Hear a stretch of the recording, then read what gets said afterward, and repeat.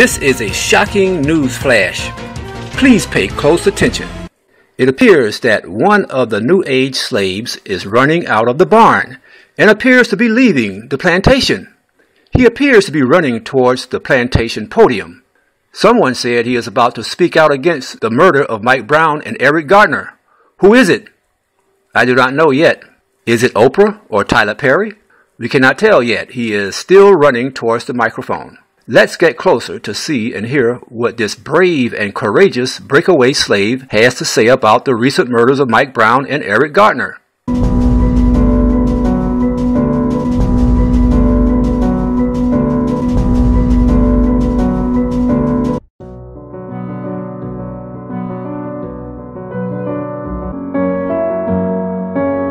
It wasn't like that when I was growing up on a plantation down in Alabama.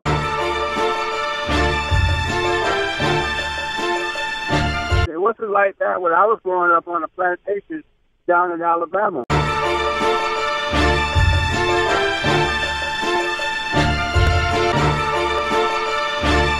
It wasn't like that when I was growing up on a plantation down in Alabama.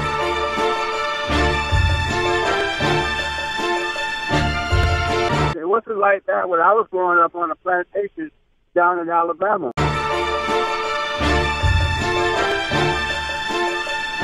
It wasn't like that when I was growing up on a plantation down in Alabama.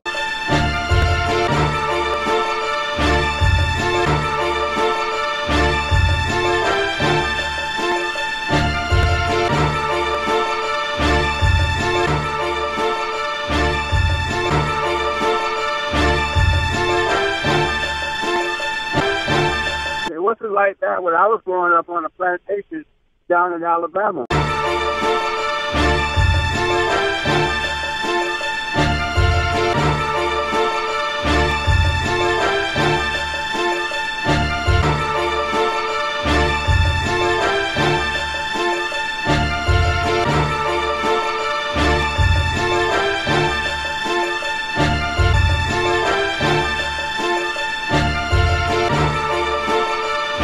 It wasn't like that when I was growing up on a plantation down in Alabama.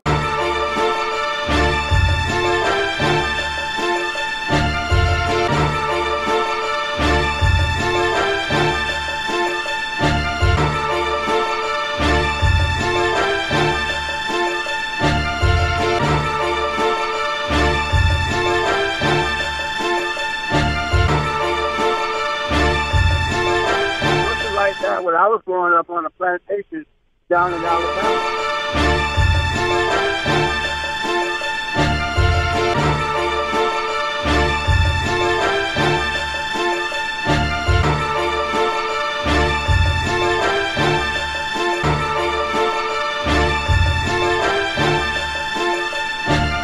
Joining us now is Reverend Jesse Lee Peterson, president and founder of the Brotherhood Organization of a New Destiny, Bond, and syndicated radio host. Reverend, the Justice Department report yesterday indicting the police department for, being out of whack with arrests compared to the percentage of blacks, and they might have had some legitimate claims in there as well. I don't doubt that, but how much of this concerns you?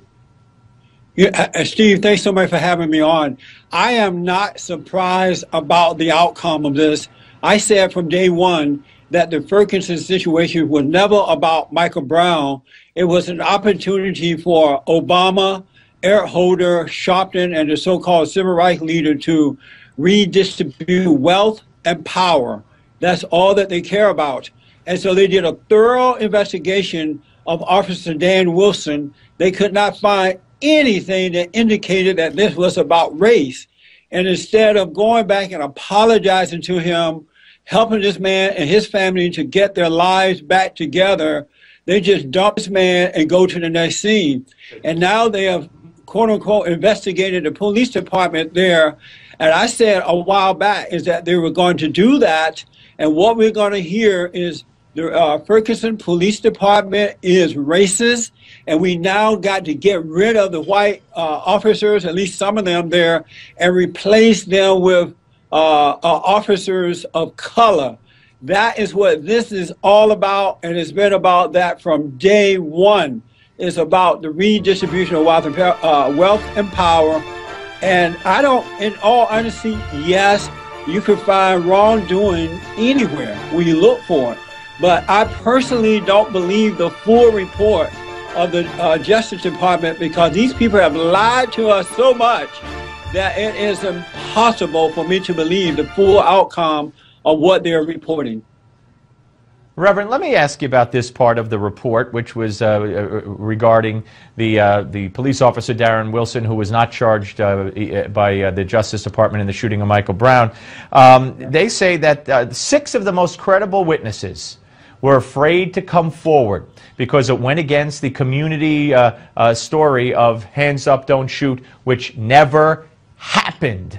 Even though the Congressional Black Caucus and others went out on the steps of the Capitol and did it, it never happened. And they say these people were in fear of their lives. One woman, a 61-year-old woman, black woman, put a couch up against her door so the feds couldn't come in and serve her with a subpoena. Another elderly man, black, said, I'd rather go to jail. I'm not testifying. And here's why. There were street signs, and this is according to the Justice Department report, that said, snitches get stitches. So, man, I mean, they were afraid for their lives, yet nobody's addressing this. Well, I mean, has justice investigated this? And they're not going to investigate it. They don't care about that. They don't care about innocent black Americans who are living in these communities that are out of control. I've said for a long time, Steve, that most black Americans are suffering not because of racism, but they're like a moral character. They're very angry. And that anger they take out on one another since they can't get to the white man. Out there who are crooks. And when the police come to your neighborhood, it's a tense situation. The only time you interact with the cops is when things are going wrong. That's the only time we ever interact with the cops. But first of all, we as black people, we got a lot of crooks. We can't just wait until something like this happens. We have to look ourselves in the mirror. There's a reason they racially profile us. And anybody, any black person in the black community who decides that they want to be a man or a woman of truth, they want to judge people based on character and not color, you are considered a bitter enemy of those who hate good. And I have to tell you, too many black people hate good. They're very angry, and I understand how those people feel, and not surprised to hear this, because if they don't go along with the black, quote-unquote, agenda, their lives will be taken if they live in the inner cities area. Even with me, you know, I used to be a Democrat. God forgave me, and I got over that. I used to be into my blackness. I used to be into blackness, but when God changed my heart and took away my anger, I am now into the character of the person and not the color. And the moment I overcame that and became an independent person, I became the enemy of the black community. I have to travel now with a bodyguard because they hate black Americans who don't go along with hating white folks, blaming everybody else for their problems. Any black person who become independent become an enemy of the black community. That's very, very sad. Very briefly, your take on the Netanyahu speech. I have to tell you, Steve, for a moment there, I thought he was the president of the United States of America. I have not heard that type of authority and truth and simplicity and love for a country since Ronald Reagan. And it blew me away. It reminded me of what we need in this country today, and we do not have it. I love Israel. I've gone to Israel several times. God bless Israel, and God bless Netanyahu. Yeah. All right, Reverend, God bless you. Good to talk to you, sir. I only wish Obama was like that, Steve, but he's not.